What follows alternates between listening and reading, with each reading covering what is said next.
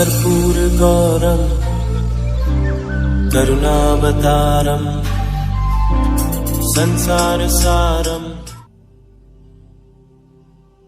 ओम शिवा, जय माता दी। पुनः स्वागत है आप सभी का हमारे बहुत प्यारे से मीन राशि के जातक।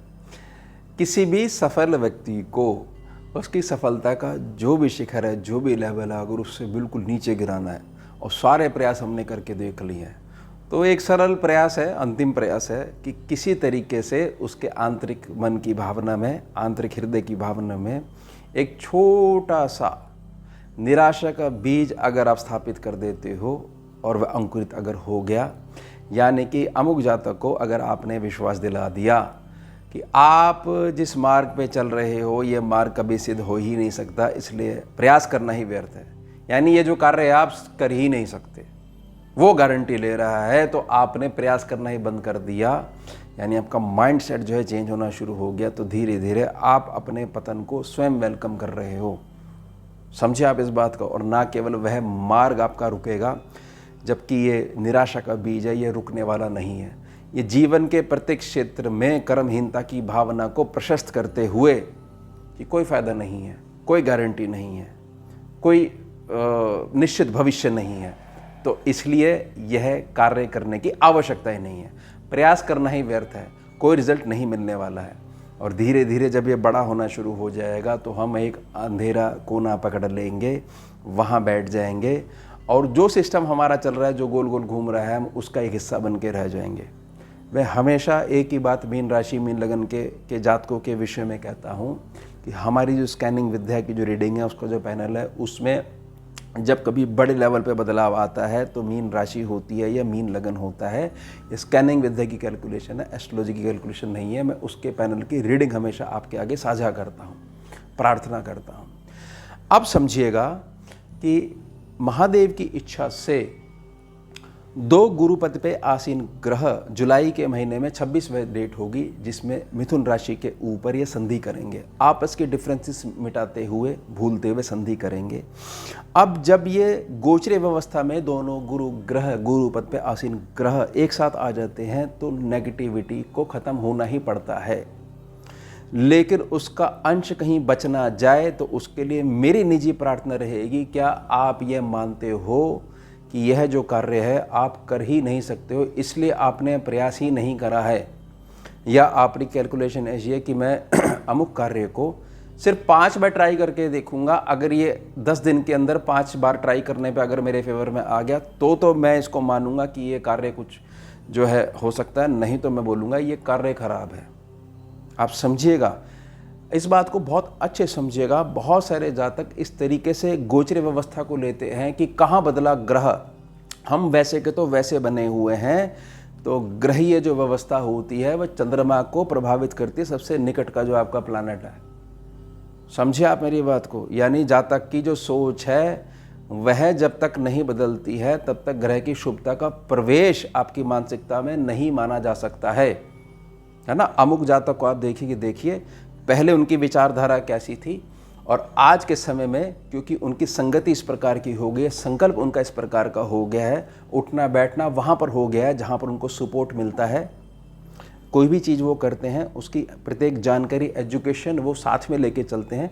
देखिए इनकी सोच बदलनी शुरू हो गई है, तो निश्चित तौर पे कहा जा सकता है कि ग्रह बदलने शुरू हो गए। यानी कि आप इस बात को समझिएगा कि गोचरीय व्यवस्था में जो बार बार जो परिवर्तन होते हैं उसमें छुपे हुए बीज जो होते हैं, जो बार बार आपके मन के आंतरिक मन में दस्तक देते हैं कि आप पहले स्वीकार करिए कि ऐसा कोई भी कार्य नहीं है जो आप सिद्ध नहीं कर सकते हो। आपने कुएं के मेंढक की तरह जो लिमिटेशन बना के रखी हुई है यही है, इसी को कह सकते हो कि बैड प्लैनेट है। जबकि प्लैनेट तो बेचारे आकाश में घूम ही रहे हैं, उनसे आने वाली ऊर्जा से जितना अधिक आप प्रभावित हो, जितना संकल्प में कमी है, तो आप ये कह सकते हो कि कहाँ बदला है हमारा समय, हम पहले भी संघर्ष में थे तो आज भी हैं। और फिर वो वाली बात है कि निराशा वाला बीज की गारंटी कौन लेगा, गारंटी तो आप ही लोगे, कार्य आपका है। आप जब तक समय बदलाव लेके नहीं आओगे तो मीन राशि, मीन लगन सिद्ध कैसे होगा कि पूरे समाज को आप जो है नई चेतना के स्तर तक लेके जा सकते हो। अब 26 जुलाई के बाद से 4 बड़े परिवर्तन होने वाले हैं।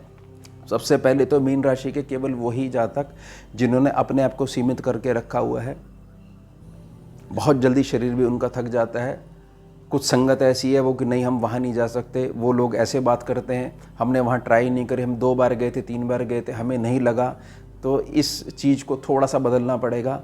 और जो बहुत ज़्यादा जो है ऐसी अवस्था हो चुकी है कि बहुत ज़्यादा लंबा समय जो घर में बिताते हैं, कुछ इस प्रकार का कार्य देख रहे हैं कि घर से कुछ व्यवस्था चल जाए, तो ग्रह घर से ही व्यवस्था आपकी चलवाएगा तो सही, लेकिन उस कार्य को आगे बढ़ाने के लिए आपकी यात्राएं भी शुरू करवाएगा, आपके निजी संपर्क भी शुरू करवाएगा।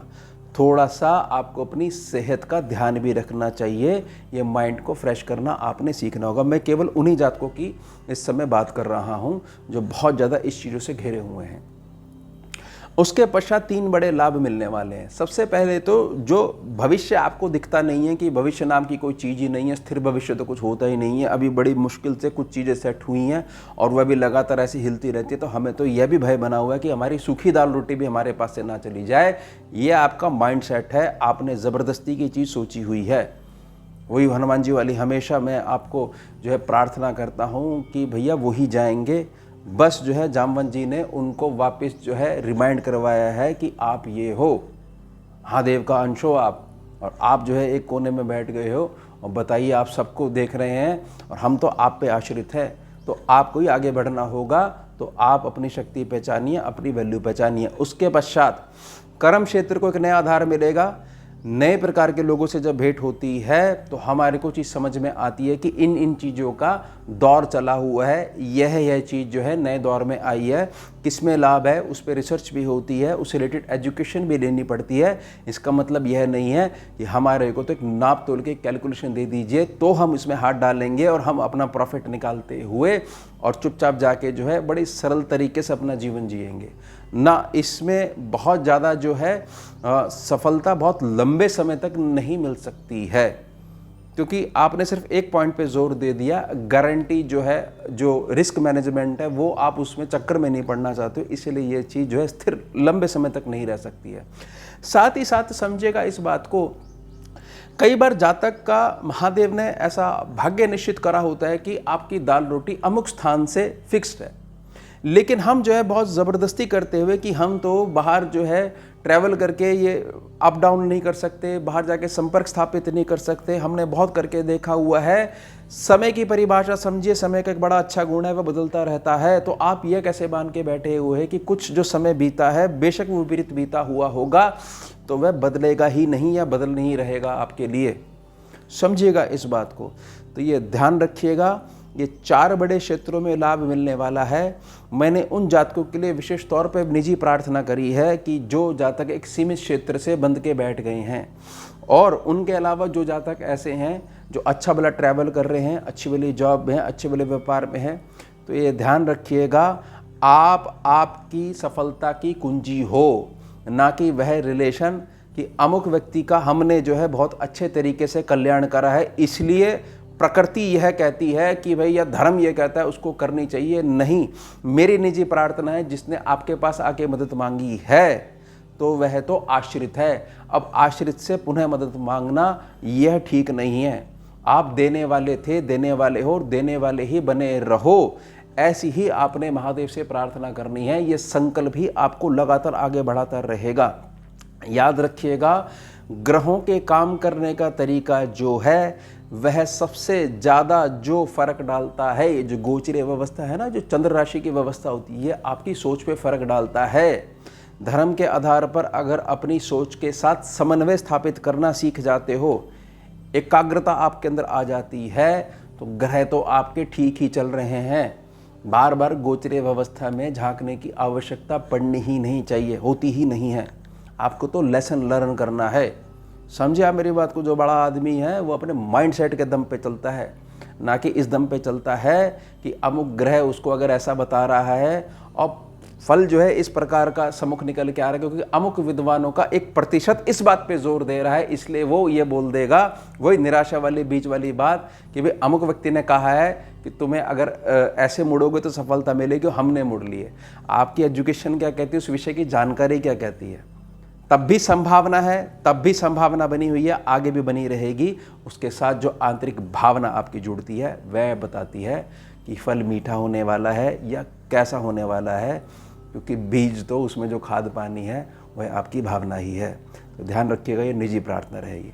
तो ये हो गया हमारा उत्तम विषय। मिलते हैं आपसे अगले भाग में नए विषय के साथ। जुड़िए और जोड़िए। ओम शिवा जय माता। भुजगेन्द्रहारं कर्पूरगौरं करुणावतारं